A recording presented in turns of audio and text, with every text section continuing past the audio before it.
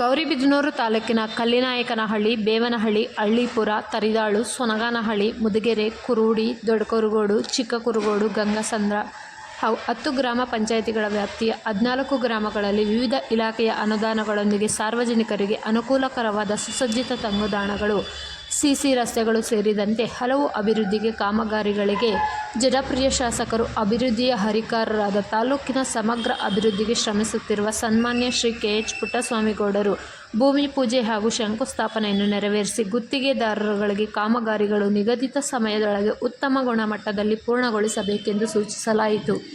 ಈ ಸಂದರ್ಭದಲ್ಲಿ ಆಯಾ ಹೋಬಳಿಯ ಪಂಚಾಯಿತಿ ವ್ಯಾಪ್ತಿಯ ಕೆಎಚ್ಪಿ ಬಣದ ಪ್ರಮುಖ ಮುಖಂಡರುಗಳು, ಗ್ರಾಮ ಪಂಚಾಯಿತಿಯ ಅಧ್ಯಕ್ಷರು, ಉಪಾಧ್ಯಕ್ಷರುಗಳು, ಸದಸ್ಯರುಗಳು, ಇಲಾಖೆಯ ಅಧಿಕಾರಿ ವರ್ಗದವರು, ಕಾರ್ಯಕರ್ತರು, ಗುತ್ತಿಗೆದಾರರುಗಳು, ಗ್ರಾಮಸ್ಥರುಗಳು ಇನ್ನು ಮುಂತಾದವರು ಉಪಸ್ಥಿತರಿದ್ದರು.